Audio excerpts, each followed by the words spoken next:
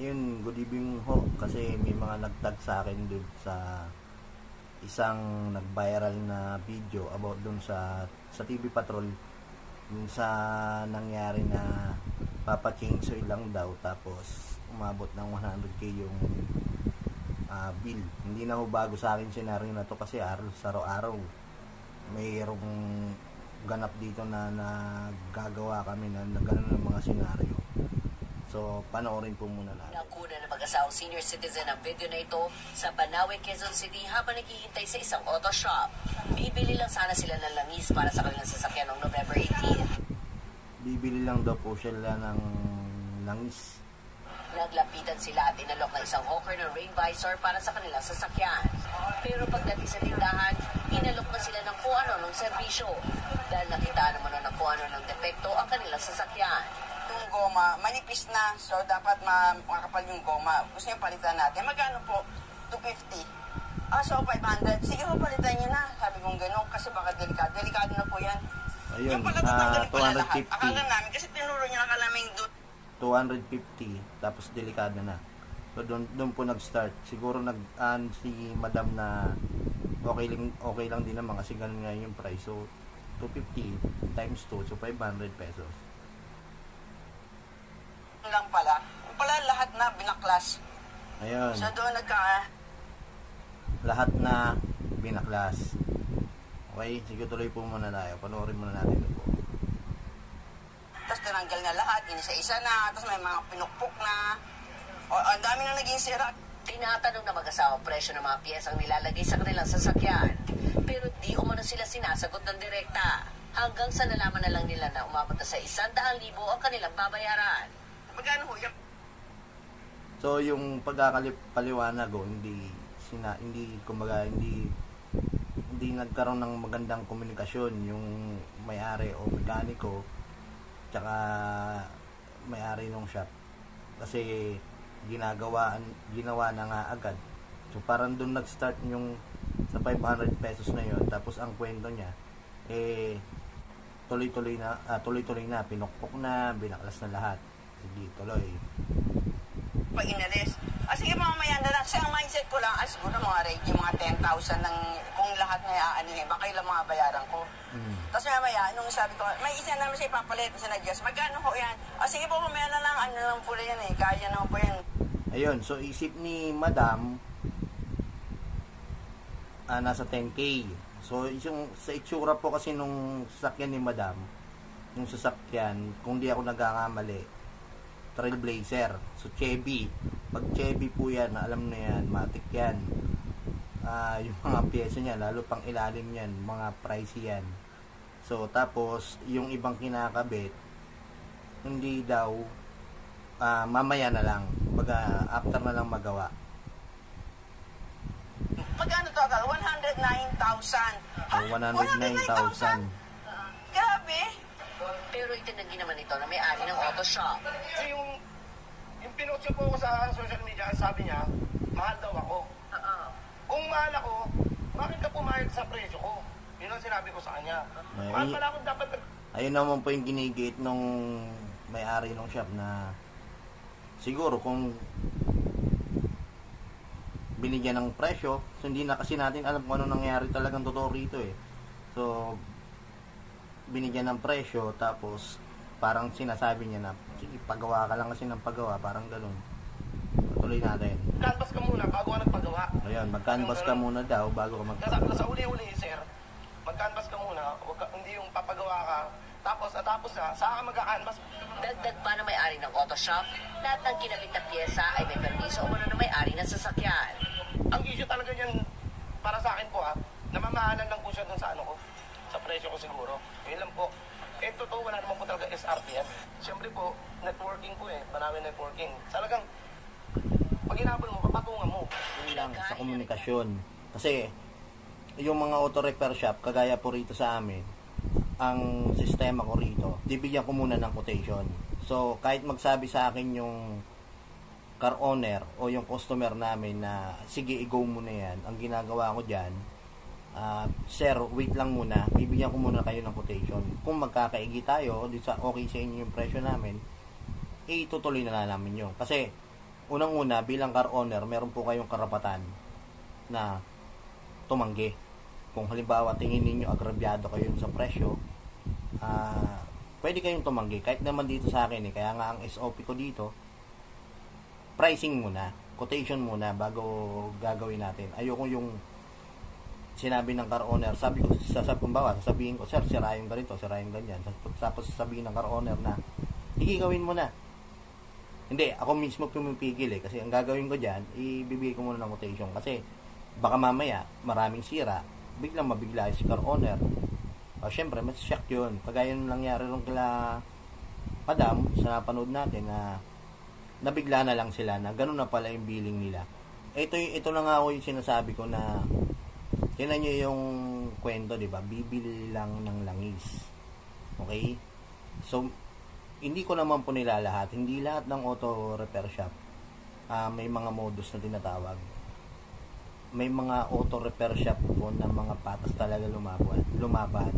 Ito yung naging problema. Sira kasi lahat. Kumbaga, dahil lang sa malit na goma, chinek lang, so binaklas na lahat. Tingin ko, yun din yung medyo pagkakamali doon. Kasi, bago mo baklasin yan, kailangan may approval muna na may-ari yan kung good sa kanila yung presyo. Yung sinasabi ko nga mula nung una pa na kailangan mayroong komunikasyon. Wala po akong pinapanigan dito. Yung parts na yon ng KB, mahal talaga. Tapos nakita ko yung suspension arm kulay pula. Yung kulay pula na yon, parang ano na yun parang yun na yung ginagamit sa mga naglilip. So medyo pricey yung arm na yon. O halimbawa mga genuine. So anong nangyari po kasi pinalitan lahat. O siguro yung hindi ni-gate nila kasi yung kwento nga bibili lang kung pinalitan mo talaga lahat kasi yung sasakyan po natin lalo yung mga dirt chassis natin, isa yan sa mga pinakamahal na gastusin natin.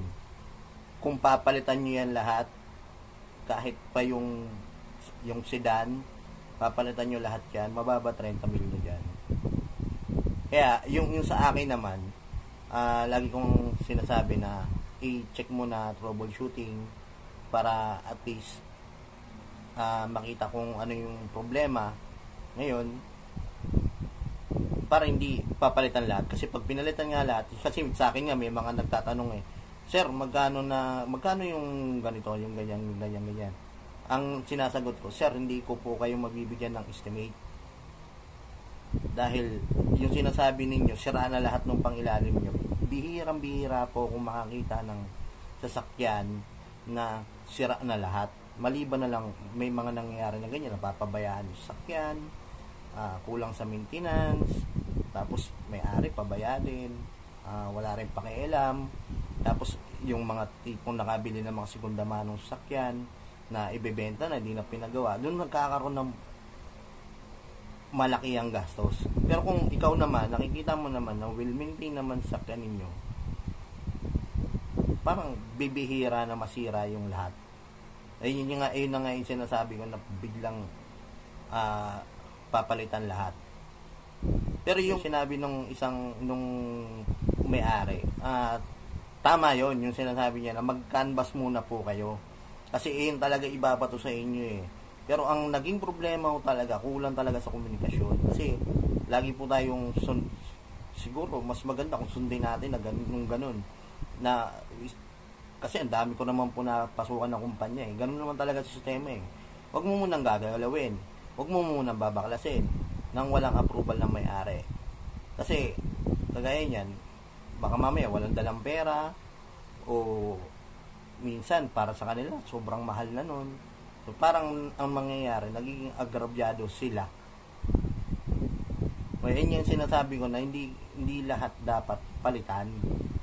Pero kailangan sa mga owner, palawakin din natin, pangunawa natin dahil kung lahat talaga yung palitan, masakit yan. Pero may pwede pang gawin doon para kumbaga hindi ka mabigla. Sabihin na natin na sira talaga lahat yun. Mayroong pang isang paraan doon. Kumbaga, gagawin ng mekaniko, Sir, kagaya rito sa amin, ang sinasabi ko, Sir, Ma'am, pag sinabay-sabay natin to mabibigla kayo. Kaya kung kaya ng budget ninyo, pwede naman. Pero kung kulang po sa budget, ang pinaka the best na gawin natin yung medyo delikado, o yung muna unahin natin para at least safe pa kayo kahit papaano sa daanan, pero sira yung mga yan. So hindi pwedeng baklasin mo na lahat tapos bigla mo iaabot yung bill, yan ang magugulat yan. Para sa akin, moral aral dun sa isang auto repair shop na kagaya ko na owner din, tapos mayroong sa car owner. Kumbaga, ayun talaga yung point eh. Magkaroon muna ng estimate, quotation. Ngayon, kung hindi nyo kaya yung budget, o hindi nyo nagustuhan, pwede kayong magtanong na, sir, di ko kaya eh. Ano pwede ba natin unahin na problema? Para safe lang kami. Kasi babiyahe, ganyan. So, para hindi kayo mabibigla. Kasi pag sira lahat talaga ng pangilalim, biglaan. Isang masakit na sa bulsa yan. Tapos yung sa mga auto repair shop naman, yun, kumbaga syempre, kasi ako ayoko nun eh. Kaya nga lagi akong nagsasabi na sipat bago tira. Kumbaga, kailangan may approval sa akin ng car owner kasi ayoko mangyari na ganyan. Biglang bakit di mo in-inform? Ang ganyan. So yun, yung ending nun, siyempre, feeling ng customer ay agrabyado siya. Agrabyado nga naman, 100,000 yun. Para kang bumili ng isang Corolla nun. Di ba? Kasi under chassis naman, kagaya sabi ko, sobrang bihira yan, masira. Hindi naman halos lahat talaga palitin, maliban kung napabayaan talaga. So doon talaga magano. Pero pwede nyo unti-unti yun.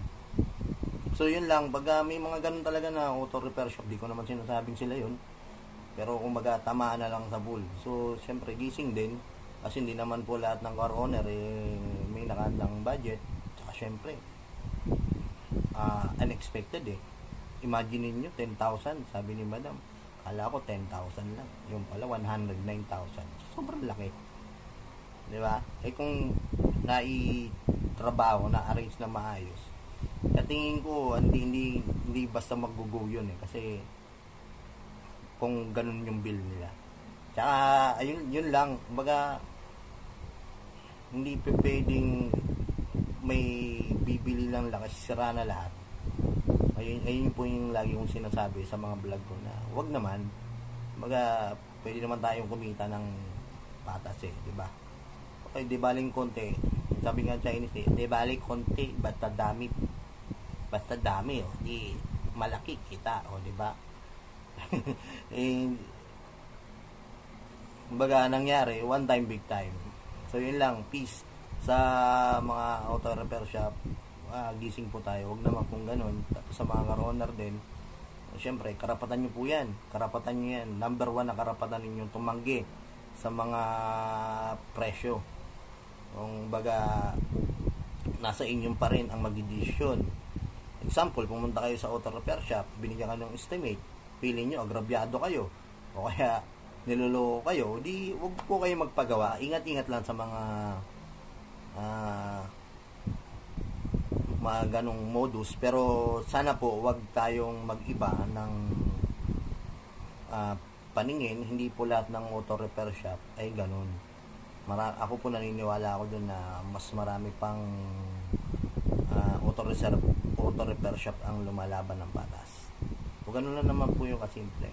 Ang nagiging problema dyan, pinapalitan lahat. Pag pinalitan lahat yan, matik yan, malaking pera yun. Di ba? So ngayon, 109,000. Kung shock lang yung siraan, baka walang libo o 10,000, mga ganun. Tapos na. Hindi lahat pinalitan. Kaya dagdag yun. Ang laki ng bill. Diba? So yun, yung karapatan natin, tsaka komunikasyon. Sa mga car owner, huwag kayo mahiya magtanong, karapatan nyo yan. Kahit sa amin kayo pumunta, karapatan nyo yan.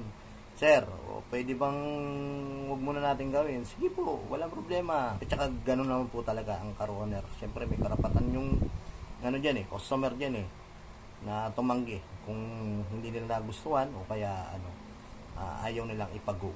Kumbaga, kayo pa rin, bilang car owner, kayo pa rin ang may desisyon para sa sasakyan ninyo. Pero alamin po ninyo kung ano yung mga delikadong piyesa dyan dahil para po yan sa kaligtasan ninyo. Pag nag-aabala dyan, alam nyo naman, wala rin may ibang mapiperwisyo, kayo lang din.